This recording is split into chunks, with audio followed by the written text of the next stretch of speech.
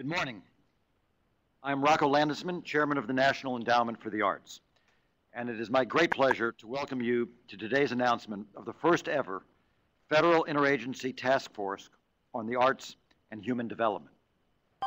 The NEA will be leading a partnership among 13 federal agencies and departments to encourage more and better research on how the arts help people reach their full potential at all stages of life. Today's task force began back in March when Health and Human Services Secretary Kathleen Sebelius and I co-convened a day-long research convening at the NEA that explored the relationship between the arts and the complex web of factors that affect the health and well-being of individuals throughout their lives. That convening has been captured in a white paper that is also being released today and that is available for free download at arts.gov. At the convening, we showcased some of the most compelling studies and evidence-based programs that have identified cognitive, social, and behavioral outcomes that occur from art interventions.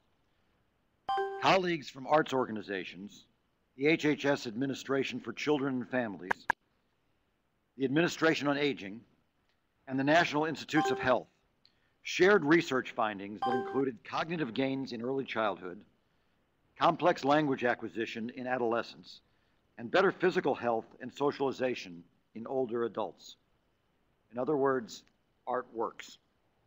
But the group that gathered also discovered some gaps that needed to be addressed if we are to create a strong and coordinated research sector. The establishment of this interagency task force is the first of those steps, and we are prepared to take some other steps. In other words, this white paper, The Arts and Human Development, is not meant to sit on the shelf. It is a plan of action, and we are prepared to move forward.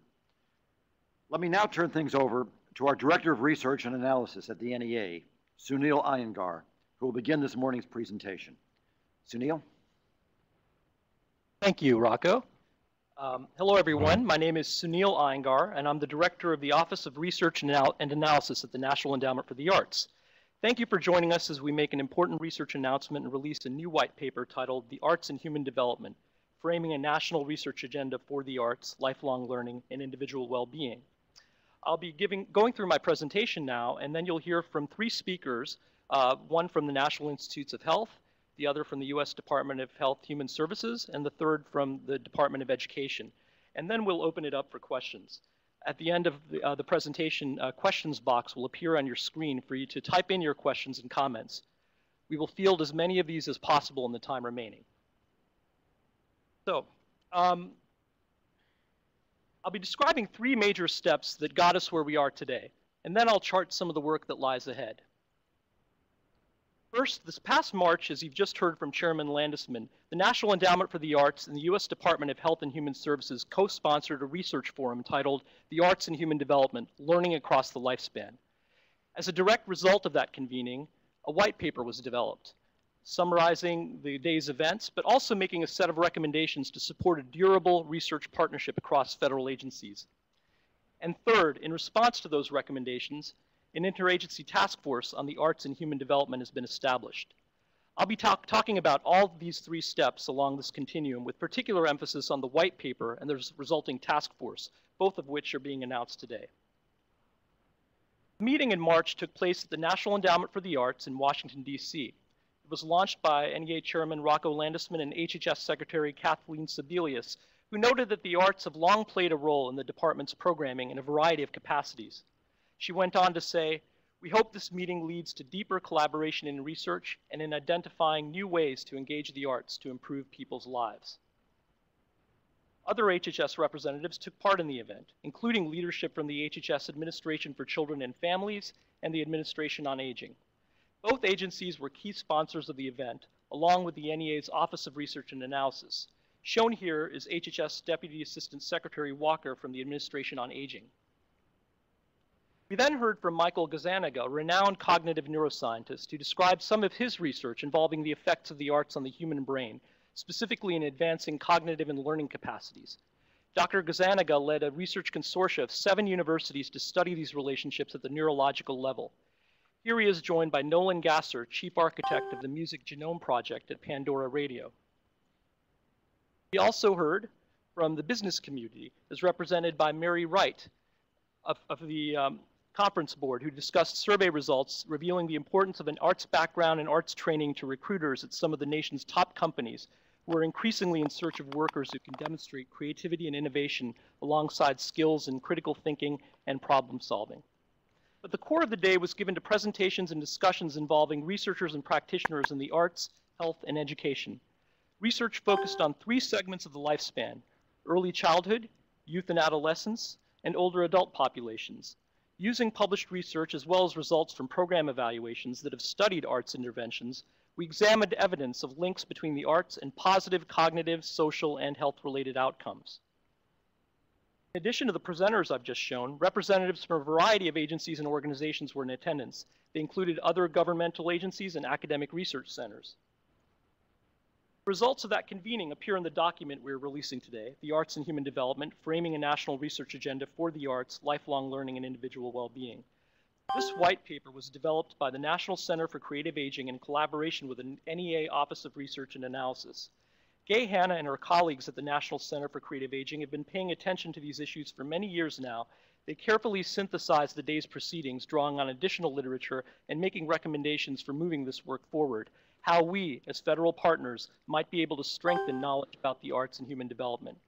The paper is available for free this morning on the NEA website, and in a few moments, I'll be showing you a direct link to it. The white paper tackles the 3 segments of human development I've just mentioned: early childhood, teenagers and young adults, and older adult populations. It examines these age cohorts from the vantage of studies that have found positive cognitive and behavioral outcomes associated with arts exposure and arts learning. Studies we reviewed and which were featured at the Research Forum back in March showed that in early childhood, the arts have been linked to school readiness, even in children from at-risk backgrounds. Studies have shown greater academic and social achievement outcomes in teenagers and youth who have intensive arts exposure and training, particularly in families of low socioeconomic status. And third, in several studies, the arts have been associated with improved cognitive and/or motor ability in older adults who receive arts training, and they have registered progress on quality of life measurement scales. I want to take a moment now to explain how all this ties back to the concept of human development in programs and policymaking. Increasingly, this concept has been used across federal governmental agencies, as well as across the healthcare and educational sectors, to understand how interventions can be designed to treat the whole person. This idea aligns with the role of patient-centered care in the health professions, to understand health in terms of overall well-being. The concept also recognizes that learning is not confined to formal or academic environments, but continues throughout the lifespan in a host of settings, and increasingly with the use of technology. And human development finally can be used to understand the development of skills vital to today's workforce, and for which we lack proper tools for assessment. So the question became, how can we most effectively bring the arts to bear on this concept of human development in policies and programs? What kind of evidence is needed to integrate the arts successfully with human development strategies across government? 3 main problems with the state of research and practice when it comes to the arts and human development were identified. 1, a lack of coordination at various levels. Among federal agencies and departments, among investigators and practitioners across various disciplines, be it arts education, child development, geriatrics, nursing, educational psychology, just to name a few, or cognitive neuroscience or the behavioral and social sciences, there's growing recognition that we need to bring cohesion to this field of the arts and human development across these silos. Second, the small size of study populations. We have a problem in the ability to generalize results from such studies that we've seen so far, though promising. So far, the majority of reported studies rely on correlational data rather than results from well-controlled trials. Also, there's a dearth of longitudinal studies in this field. Finally, there's a low visibility of research findings that when they do result from such studies and program evaluations. This, in turn, led to the first recommendation of the white paper, which was to establish a federal interagency task force to promote the regular sharing of research and information about the arts and human development.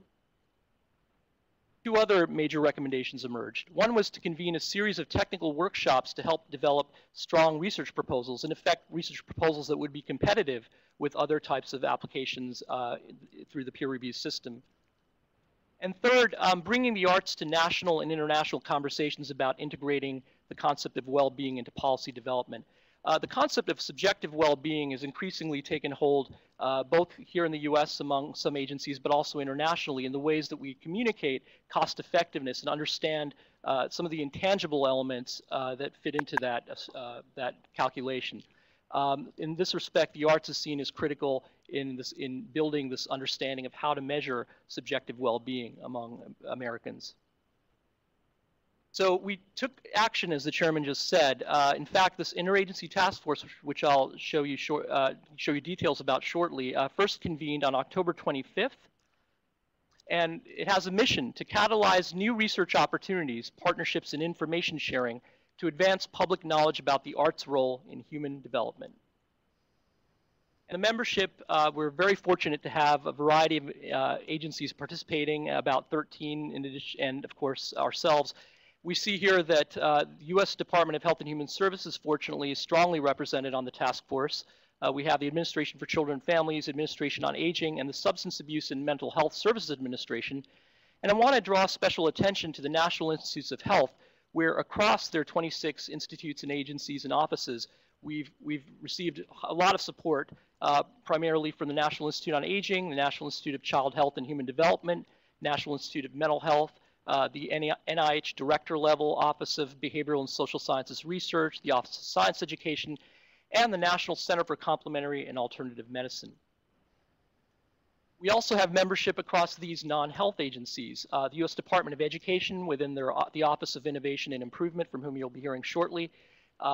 There's the National Science Foundation, which operates the Science of Learning Centers program, which is highly relevant to this discussion, and the Institute of Museum and Library Services through their Office of Strategic Partnerships.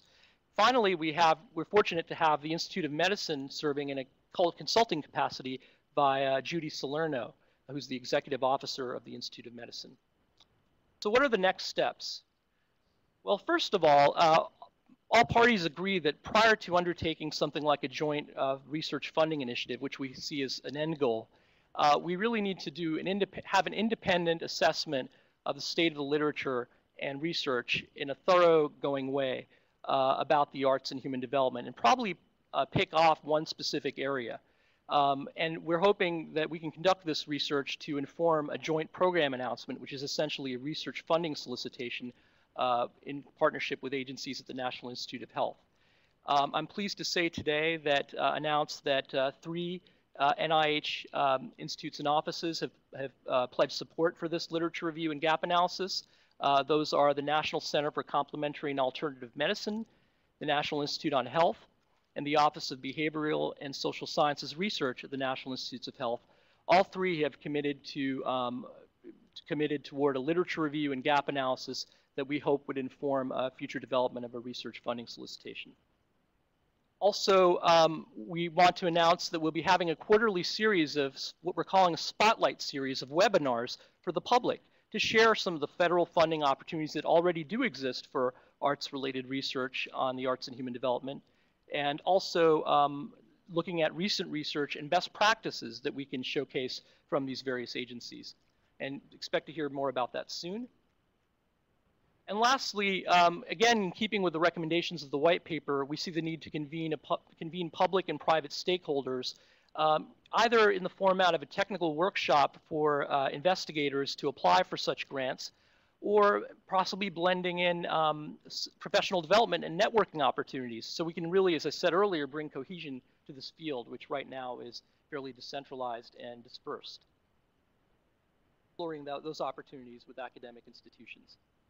And before I end my presentation, I want to show you just examples, just from a really cursory kind of review, even, of examples that lie throughout the federal sector for funding opportunities for this kind of research. And I think a significant part of the goal of this task force will be to bring those opportunities to light and to bring them to the attention of people who are interested in understanding the arts and human development. So for example, across 2 NIH institutes, the National Institute on Aging, in concert with the Administration on Aging, as well as the National Cancer Institute and the National Institute for Nursing Research, there exist currently 2 program announcements, which are in essence funding solicitations for research in these specific targeted areas. Now, none of these announcements say the arts explicitly in their titles, but when you drill down into understanding these funding announcements, you realize that arts therapies and arts interventions certainly would be welcome in the application pool if they contain rigorous data.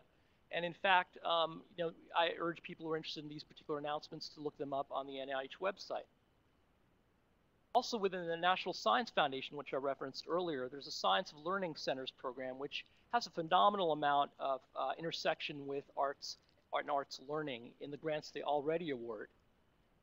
And finally, just to take another example, the Institute of Museum and Library Services, through their Learning Labs in Libraries and Museums grants, you see many opportunities to understand how 21st century learning skills and how learning can be enhanced among this population, the current youth population, and particularly understanding how that relates to museums and arts. So finally, I just want to leave you with a couple of things. We have set up an email account. If you want to send us any information or you want to receive regular updates, please contact the Fed Task Force at arts.gov, and we'd be happy to pass on information to the group as a whole and to vet your inquiries.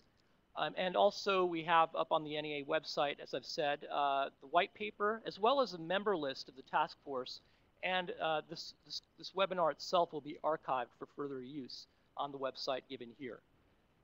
With that, I'd like to turn it over to three speakers who will speak briefly about their take on this task force and their commitment to it. We have three members represented first by Kathy Mann Koepke, who comes to us from the National Institute of Child Health and Human Development within the National Institutes of Health. We're very proud to have her as a member of the task force, and Kathy will speak a little bit about how she sees this group as important. Kathy? Thank you, Sunil. I am very pleased to join you today with the webinar. Very important and exciting new initiative. Though I don't necessarily represent all of NIH, although from almost the moment of the emergence of homo art and the presentation of concept developments, that of humans and of art, have been, so it's fitting that this new task force are a natural fit. As you know, the NICHD is a research institute, although all of the components of the mission are equally important. Given the chance to achieve a healthy and productive life, free from all people through optimal rehabilitation. Many people don't know that the NICH is the home for the National Center for Medical. That focus is also of interest to us. No doubt, when people think how the arts might influence, such as painting and music, is research that supports this. Might influence health is perhaps less. Of course, not all music is stress-reducing, so what about other sounds, like forest sounds? So there's a lot of questions that remain about yet the influence of arts, both observing art, such as listening to musical performance or play an instrument, may have many other health benefits. For example, some recent research provide hints that the academic performance of children with learning may in fact be improved with choreographed. Other research has shown that learning to play and read music is associated with better grades in unrelated. It's not yet clear if learning music causes better academic learning.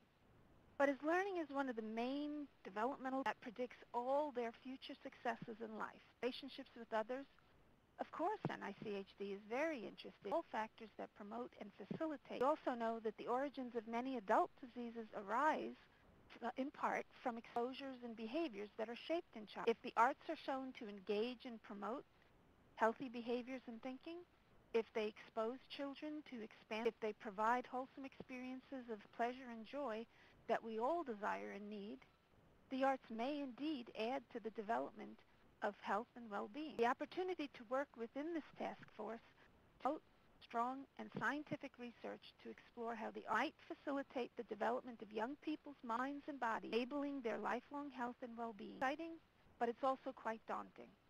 There is a great need for well-designed studies and convincing data that a wise and healthy path forward.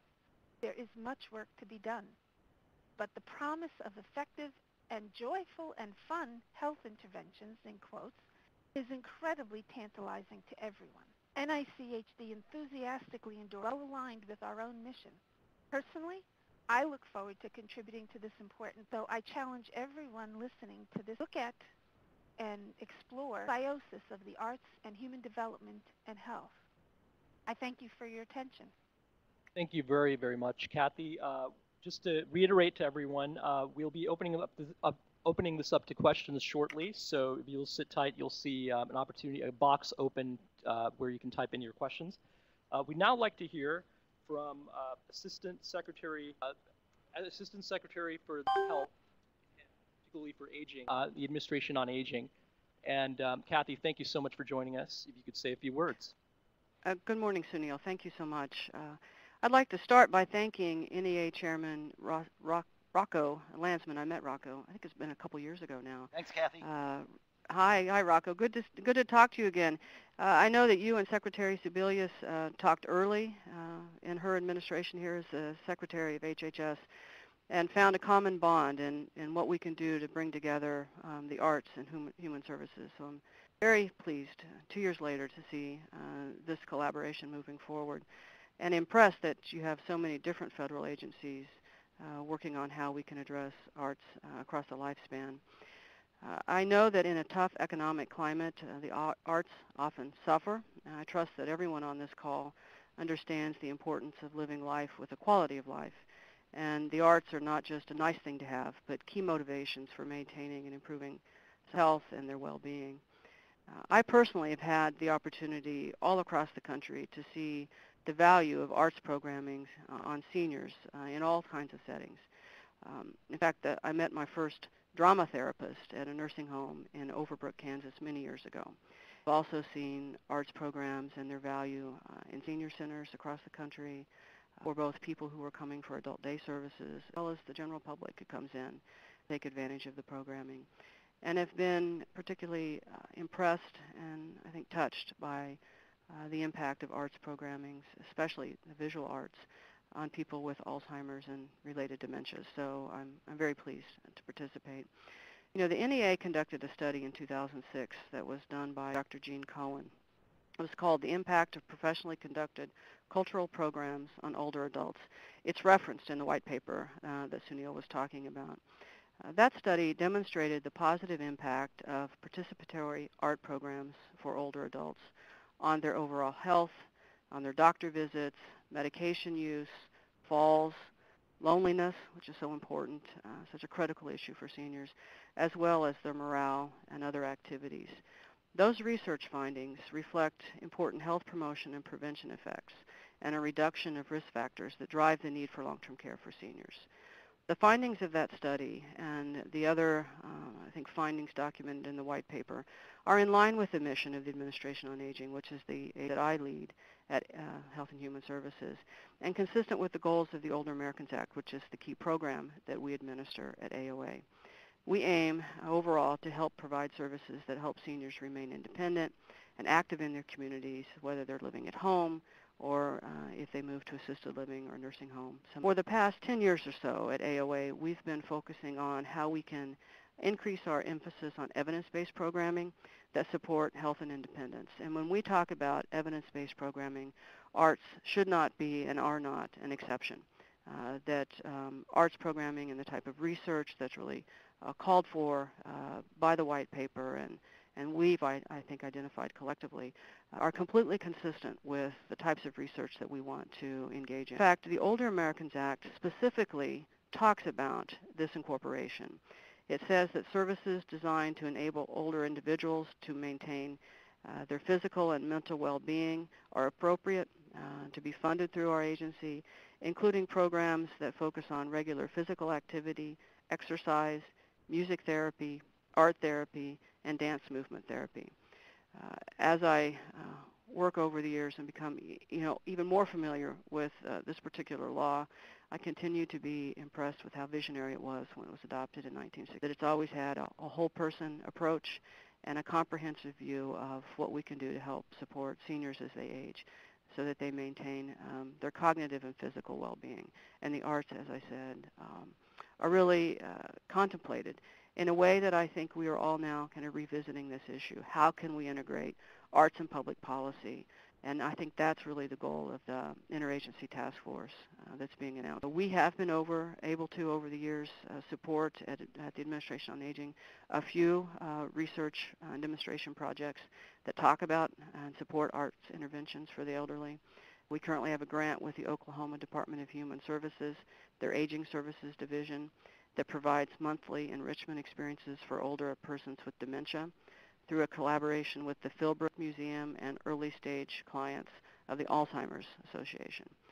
We also have provided support for art and music enrichment programs through the Oasis Adult Day Services. We spend a lot of time and a lot of effort here working specifically with family caregivers. The Family Caregiving Alliance is hosting a webinar with us on December 8th to talk specifically about creativity, communication, and dementia.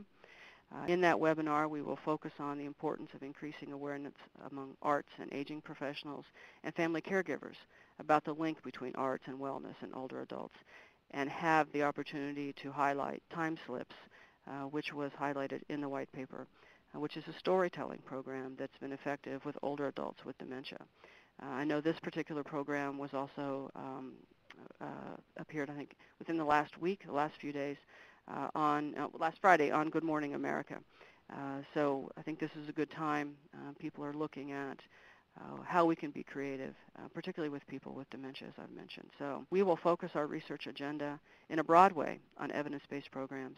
And like Sunil said when he was going through the slides, we have an announcement currently with the NIA talking about evidence-based programming.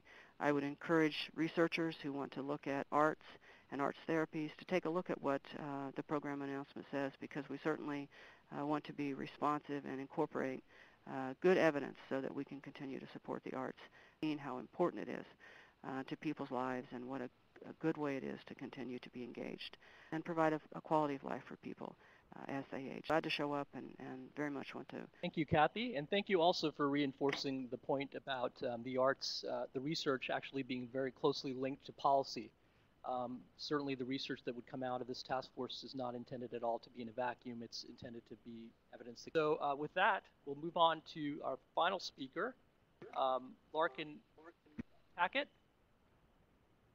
Deputy Director of Promise Neighborhoods in the Office of Innovation and Improvement at the U.S. Department of Education. Larkin, thank you very much. If you could say a few words, please. Thank you, Sunil and Rocco, for your leadership on this important issue. It's my pleasure to participate in this webinar and represent Jim Shelton, who is the Assistant Secretary for Innovation and Improvement at the U.S. Department of Education. And I think our participation in this task force is really reflected in a statement that Secretary Arne Duncan made last April about arts and education. And he said that arts can no longer be treated as a frill, that arts education is essential to stimulating the creativity and innovation that will prove critical for young Americans competing in a global economy. So we really see arts and arts education and the infusion of evidence-based arts programming into schools and other educational opportunities, it's critical to the President's 2020 goal of once again leading the world in the proportion of college graduates in our country. The U.S. Department of Education makes several strategic investments in the arts, most of which include professional development and model programming for educators. But there are a couple specific place-based investments that have an arts component that I'd like to talk about briefly and that I think are particularly relevant to this conversation today and to the work of the task force. The first is the Promise Neighborhoods program. And as many of you know, this is a program that has been inspired by the Harlem Children's Zone in New York and the tremendous work of Jeffrey Canada, who has created a comprehensive cradle-to-career program in Central Harlem that is dramatically improving outcomes for low-income children in what is a very high-poverty neighborhood. In the next few weeks, the Department of Education is going to be announcing a second round of planning grants for the Promise Neighborhoods program and a first round of implementation grants, which are a significant investment in community-based organizations who are going to be implementing a similar cradle-to-career education-focused model in high-poverty neighborhoods around the country. And we did something in this last competition for that program that, again, is relevant for this conversation. There was a competitive preference priority for organizations applying to the Promised Neighborhoods program who would include arts in a significant way as part of their cradle-to-career comprehensive programming for children and youth. And more than 1/3 of the planning applicants responded to that priority, making arts a central component of their work, and almost half of the implementation applicants. And in the next couple of weeks, we'll be announcing those grantees publicly, and I think we'll have an opportunity in future webinars of the task force to actually dig in to the work that some of those organizations are doing to improve educational outcomes and revitalize their neighborhoods, and how they're thinking about arts as part of their work. And Promised Neighborhoods is part of a broader effort that is led by the White House Office of Urban Affairs that's called the Neighborhood Revitalization Initiative. And that includes, like this Interagency Task Force, other agencies participating in the Department of Housing and Urban Development, Justice, Treasury, and Health and Human Services. So we understand the importance of taking a comprehensive, coordinated approach in that work, and are excited to be a part of this Interagency Task Force, which I think speaks directly to the white paper's finding about this challenge relating to coordination and the need to take a much more integrated approach and break down silos. But as part of that neighborhood revitalization initiative, there is a theory of change for how we believe local communities will be best positioned to revitalize their neighborhoods, especially communities of concentrated poverty. And that theory of change includes arts and recreational activities as really a condition of a thriving neighborhood. So that's to say, in Promised Neighborhoods and some of these other place-based investments, and in the White House Neighborhood Revitalization Strategy, that arts really is central to how we're thinking about education reform and revitalizing neighborhoods generally. And this really all is built on a framework of evidence. So the Promised Neighborhoods program, our other investments in innovation across the department really are keeping in mind the need to have evidence. It may not necessarily always be strong evidence, but that evidence needs to be a part of the work and as part of the investments. I've heard Jeffrey Canada talk about the role of arts in his work in Central Harlem, and he answers it by saying, I enroll my children in arts programs. I do it because it's good for them, and I believe that all children, even low-income children, should have access to the arts. And we agree with that perspective, but we also believe that as a public funder, it's part of our fiduciary responsibility to ensure that our investments are going to programs that do have a strong evidence base and that will drive outcomes. And so, because of all those reasons, we're really excited to be a part of this task force, excited to continue this conversation in partnership with the NEA and with schools and organizations and communities that are thinking and strategically putting art as part of their education reform and place-based revitalization strategy. So appreciate the opportunity to be on the call. Thank you very much, Larkin. So to remind everyone, I'm going to put up again for people to see, just in the long term, if you want to contact the Federal Task Force, you can do so through this email. And we have a bunch of materials, including the white paper we've released today, on our website. Now, I would like to start welcoming questions, and I see we already have some people who've already submitted some. Please remember that you'll be on mute, and so you'll have to type your questions in. So we'll still welcome them, so please keep them coming. Should we start here? Coming up, just a second.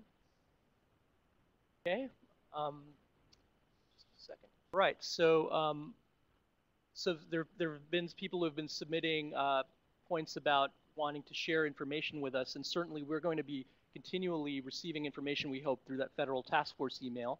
So please, if you have resources or informations or links you'd like us to circulate, we'd welcome that for consideration at future webinars. And also, there's a question about the scheduling of these webinars. Well, as I said, we're embarking on a quarterly schedule for these, and we should have information soon that we'll post to the link at the bottom of the page you have on the screen, which will post a schedule for future webinars as soon as we get them sorted out. And I think these will range from some of the things like Larkin just mentioned. Perhaps we'd want to drill deeper into some of the work that he's doing with Promised Neighborhoods and show how the arts are making an impact in some of those communities as an example of a kind of webinar. Or it might be about a specific funding opportunity that's just arisen for welcoming topics even as we develop that schedule. Okay, just to keep going with the question. Okay, so there's a question, do you feel that this research will affect the Department of Education and the President's Office to influence the importance of the arts and reauthorization? I don't think we can necessarily speak to that. That's obviously a White House conversation. But I do see a good question that evidence is very important. Can you give us a sense of how strong and definitive the evidence needs to be in order to affect policy and funding? How high is the bar? Now, that's a great question. I hope several of you listening in are eager to hear that question. I think there has been, in many cases, a sort of a heightening of kind of an emphasis on what I alluded to earlier, the randomized, controlled, almost clinical trial, really, model for determining efficacy and effectiveness of interventions. And I think that model certainly is the gold standard in the healthcare community, for example. But I think there's also growing recognition, specifically in what I might term the social impact sector, that we need to explore other models as well alongside that standing model. The reason being that it's particularly in the domain we're talking about, the arts, we certainly don't want to stint rigor, but we also appreciate that we have to be creative in understanding how we can gather evidence that truly speaks to what may be, in fact, the unique types of impacts that the arts confer. So whether that's obtainable through a randomized controlled trial, or whether that's obtainable through observational studies or quasi-experimental design studies, that all really is a subject for conversation. We're really hoping the first and foremost task is to build capacity in this field generally so that we have the experts capable and knowledgeable of conversing and exchanging these ideas about what are the appropriate models and mechanisms for understanding the arts. I have another question here. You're convinced of the importance of the arts in development. How are we going to convince the public school systems? Well, that's a great question. I would like the answer for that. I do think, though, that this is, when you look at any field of endeavor, particularly some of those fields most important to the nation, whether it's education, healthcare, or many others, you know that evidence building always, there's a trickling effect, there's a seepage effect, and I think that we're hoping we're taking the steps that will, in fact, ultimately drive that conversation at the public school level and certainly among superintendents, among districts. But we understand that I'll highlight, for example, one specific area where we see this as vital. I alluded to the idea of assessing creativity and innovation and understanding skills among the growing workforce. This is something that's cutting across many industries, many businesses, many sectors, where employers are eager to discover what are some standardized tools we can use other than, say, bubble tests for multiple choice options to understand how students are faring in these skills like creativity, problem solving, creative thinking. And I think that's an area that if we can crack that nut, we think are going a long way toward making public schools understand. Has the NEA reached out to the National Arts Organization and Arts Therapy non-governmental associations to partner on this research? Well, we're really privileged to have an extensive network through our partners. I mentioned the National Center for Creative Aging, who has in its ranks and its affiliates and colleagues many people in the arts therapy world, and we are actually striving to identify and partner with more of these organizations as we speak.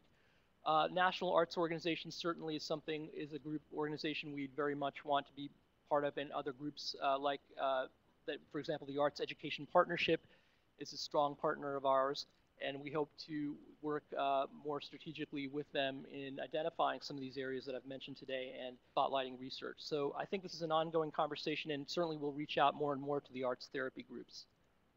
Question, the task force will get people from different agencies talking to each other. Are other agencies also committing funds to pay for more studies and or programs? So That, of course, is the goal. In fact, I alluded to just now, the first step, I think most of the members of the task force agree, if not all, that we need the bedrock from which to build new programs and new research opportunities, which would then, I think, translate directly into funding opportunities for researchers to unite researchers from different disciplines, bring them together with practitioners from the arts world, as well as the health and educational world to pursue some of these research questions and practices. And I can say again that as of now, 3 institutes, NIH institutes and offices are contributing toward that first step through a concrete literature review and gap analysis that would be done by an independent party and that would be sufficiently robust to build these kinds of decisions on. And those agencies, again, are the National Institute on Aging, the National Center for Complementary and Alternative Medicine, and the NIH Director-Level Office of Behavioral and Social Sciences Research. Opportunities for arts professionals themselves to apply for support through pilots and demonstrations, that's a great question because, in fact, some of the compelling data, and I would even say some of the sort of dark horse data that emerged through the white paper and through the convening were, in fact, from program evaluations. So these are cases where the goal was not necessarily to come up with a study that would be published in a peer-reviewed journal, but which are in fact nevertheless compelling evidence arising from program interventions and data that are tracked as part of the program's implementation. So yes, indeed, we would hope that the kinds of funding opportunities we think of constructing would be done with this in mind, that we want to aim for arts professionals no less than the research community. One's asking or points out, I'm also interested in how one defines evidence in the arts, which deals so often with nonverbal data, in quotes, music and dance, for example. As a psychoanalyst and musician who writes on the power of music to access affect and behavior, I would love to see you explore and participate in research that crosses disciplines between psychoanalysis and neurological research, I believe. That's a great invitation. I certainly think that we see a lot of crossover there. As you know, I just fleetingly showed you a slide of Dr. Michael Gazzaniga from the University of California at Santa Barbara, who's been heavily involved with at least the neurological components, underpinnings of the arts and affect and behavior, and particularly through learning. And I think this is a ripe field for us. And we also see a neat symbiosis, I can say, as a researcher. I see a neat correspondence between the work I do in my little silo as a researcher and that of the greater arts community. And it is specifically the psychology of survey questionnaires. Building survey questionnaires and research instruments that appeal to general populations to extract information is highly challenging and in fact incorporates some of these very kinds of variables, I think. So we seriously hope to continue to study this. More questions? I think it would be helpful if at some of these seminars researchers can present some of their work. It's an excellent way to create a national conversation among policymakers and researchers. Thank you very much for that comment, because we certainly, one of the goals after we did that convening and then the white paper, we realized we want to bring all of America into the room with us when we're showing these findings. So that in fact is the goal and the intent of this webinar series that we're calling the Spotlight Series, which will happen, and we'll get a schedule of that, which will be posted to our website, and we will then have researchers present to the general public and to policymakers about their findings. Really beat the bushes for those findings. The NEA encouraging these interagency partnerships on a state level, we certainly are, and we would welcome understanding and really building up that relationship at the state level, no less than across federal agencies. We're hoping that this can be a modeling exercise where by breaking out of our silos and reaching across to these other agencies at the federal level, we might emulate, we might inspire hopefully emulation at the state and local levels. And of course, some of this activity is already going on in many states, but we hope to kind of make it less of a sort of patchwork kind of quilt. Will the initiative to link arts professionals doing interesting programs with, will the initiative strive to link arts professionals doing interesting programs with researchers who can accurately assess their effectiveness? I think what you're talking about here in this question is really a marriage of two different components where we see a lot of room for bringing these two groups together. And I would say it's not only arts professionals, it's people in the health sector, it's people in the education sector who are terming practitioners, but of course arts educators, for example, whether they're teaching artists or people who are in the schools, staff teachers in arts education, really finding ways to kind of marry their work with those of research centers and research institutions that have the infrastructure and capability to interrogate the programs and to look at the data. So this is really, we hope, the start of a massive data sharing exercise that will occur through these webinars at first, but then gradually over time, we hope through professional seminars, professional development, and networking opportunities. The question is the focus or intention of this initiative on the individual level, or can it also be extended to research on community development or on community level development characteristics associated with arts success? Another very good question. So throughout this process, we heavily focused on the individual, if you will, as the unit of measurement, to understand for that human being to what degree do the arts result in specific positive outcomes. That said, you just heard from Larkin Tackett with Promised Neighborhoods, and we, of course, have our own community place-based initiatives, not, for example, Our Town. And these initiatives and their accompanying research are very much involved with understanding quality of life indicators at the local level, but also other factors that may or may not relate directly to human development, such as economic development and other factors, creativity and innovation in a community. But creativity and innovation, as well as subjective well-being measures, as well as quality of life, all these measures, even if they're occurring at the community level, are highly relevant to the study. Rather to this research initiative. So yes, the short answer is we do not mean for this to exclude community practices and community research that also strive for similar types of outcomes. So somebody writes in, I'd like to hear more about the benefit of the arts to persons with disabilities, both artists with disabilities and consumers of arts with disabilities. That's a very welcome topic, and some of it is treated in our white paper, but I have to say, just from our last conversation with task force members, this was an area that people felt also needed to be drilled down into deeper and for us to kind of find promising examples, both in the practice side and in the research side, that can be held up to scrutiny for evidence collection purposes. There are many, many programs that are doing great work, and we want to continue to track those and to hopefully also educate ourselves as we go through this process as to which of those interventions and research opportunities may sort of hold the most value for information sharing with the broader public. Question about the comment is, a response to rigorous research questions is only as effective as the expertise of the respondent. How will the interagency effort assist in developing a common consensus of goals with deep understanding about the use and effectiveness of the arts? That's a huge question. I would just say that in terms of the expertise of the respondent, I think what the questioner might mean is, if I'm not mistaken, is the person who's reporting to the surveys, or the respondent in terms of the person who has a certain dosage, if you will, as it's used in the research terminology, of arts education. So questions, for example, about how much arts exposure or intensity of arts exposure has a lot to do with use and effectiveness questions and the relationship to efficacy. So I think one key thing to take away is that we understand that it's not just arts per se that we're interested in as it functions in human development, but specifically what kinds of arts programming, really? What kind of dosage, what kinds of interventions, what kinds of settings, what qualities or characteristics of an arts program will ultimately be most effective in various settings and for various outcomes. So to that extent, we do want to very much come up with something like a consensus to understand what makes for quality arts programming where these outcomes are concerned. And question, how's the task force reaching out to artists? Well, I'm very hopeful that we'll have artists participating in some of our webinars, not only as observers, but hopefully even to present some of their work in light of some of the research we're doing.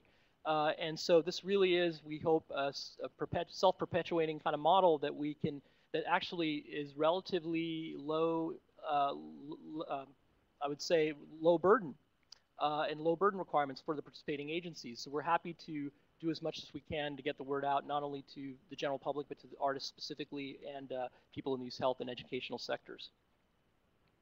And take a couple more questions. There's a comment here, which I'll read. The exceptional opportunity to help leverage the Promised Neighborhoods initiative, especially from the planning grantees that responded to the competitive priority to include the arts in the application with the interest on the Unity Schreiber Center in NICHD Center in receiving more arts research applications that include arts interventions. We are very happy to hear that, and we certainly were very encouraged by our speakers' presentations. I want to thank them again, Kathy Mann Koepke, Larkin Tackett, and Kathy Greenlee. It's remarkable examples, providing examples of concrete examples, really, of the arts at work in their programming. And we're going to continue to investigate those opportunities through our webinars and resulting publications. I think we had actually, Kathy might have raised her hand. Is she there, Kathy Mann Koepke? Yes, hi. Kathy, do you want to say something? Just wanted to comment that I think it's really made my mistake. I think it's really important. Oh, there you go, Kathy. I think it's really important that we encourage artists and the art community to partner with scientists who study how arts can affect individuals both in the community as well as children in school, for example, so that it needs to be a partnership so that both sides understand what are the key pieces that we need to study, what are the key outcomes that we need to be looking for. That partnership is vital to the success of this initiative. Thank you. Kathy Greenlee, did you have a comment? Thank you, Sunil. Someone early had asked a question about the webinar that I mentioned. So can you hear me okay, because I'm just on speaker? I want to be able to give you that information. That would be great. So the webinar is sponsored by the Family Caregiver Alliance. It's on December 8th. The best way to find information is to go to their website, which is www.caregiver.org. They have a tab on that front page about caregiving information and advice. And under that tab, they have a list of their webinars. The webinar on December 8th is called Creativity and Aging. And that'll give people the information about how to sign up for it. Thank you very much, Kathy. And one of the questioners asked about to what degree the task force will be interested in partnering researchers with arts programs and or arts practitioners. And again, just to reiterate that, I think I've made that clear throughout the call, hopefully, that that is a real goal of our group because there is, in fact, a need among researchers themselves who acknowledge wanting access to these study populations, which sounds awfully clinical, I know, but what we're talking about essentially are people who want to study the arts in various settings. And so there's an appetite for this kind of research, and we hope to capitalize on it, but really build it and strengthen it and fulfill it, hopefully. Okay. So one of the questions is, was some of this research built on the study Learning Arts in the Brain? And that was a fascinating consortium study, which I referred to earlier, if you want to take a look at, it was funded by the Dana Foundation. And Michael Gazaniga, who I mentioned, was the leader of that consortium. It certainly had a lot of impact at the time. I think it was one major component of, among other key studies that I think you'll find profiled in the white paper. Okay, a question for which I don't necessarily have a direct answer, but let me read it because it's a fascinating question if anyone else wants to chip in too, any of the other speakers. We all agree that art is important in all aspects of life and healthy living. I believe that there are fundamental differences between art and art therapy. Is it important to recognize these differences? Is there research being done on this? Are the therapies prepared to grow, change, expand as professional artists become more common in this field? Rocco, sorry? So that's a very interesting question. Yeah, and I think that's something we strive to, those of us in the research communities also try to keep in mind that distinction and recognizing that there's separate kinds of outcomes for various types of arts engagement. And so they need to be understood separately, but also where possible, of course, leveraging some of the data that spills over from the other. So I think that's something we need to continue thinking about, and also understanding those professional communities, the differences between those professional communities a little better so we can make the right connections with researchers. I think I'll just take one more question. Actually, I think most of these have been answered. Good one here. Is the goal of the planned systematic review to identify areas of inquiry in which randomized controlled trials are still needed to establish efficacy versus areas of inquiry ready for comparative effectiveness research to establish effectiveness? That was a researcher probably. No, that's actually, I think the goal is really to understand comparative effectiveness, but also where possible to understand if we can find a headway with the randomized controlled trial processes as well. I mean, I think right now we're kind of taking a multi-tier approach. As we sift through this evidence, through the systematic review you mentioned, we'll hopefully come to terms with what are the most expeditious and most advantageous opportunities for us to strengthen evidence, and whether that means investing in more comparative effectiveness type studies or not, we'll know after that review. So please stay tuned for that. So I'd like to tell you that if your questions weren't answered, please, again, you can email Fed Task Force, FED Task Force @arts.gov, and we'd be happy to take your questions through that email. I want to wrap up now and say thank you all very much for participating, and we hope you also share our excitement about the new work ahead. This is Rocco again. Thank you all for participating. I'm deeply appreciative of the time and effort you've all put in. I think this is going to be a real legacy for all of us. It's very, very exciting for me.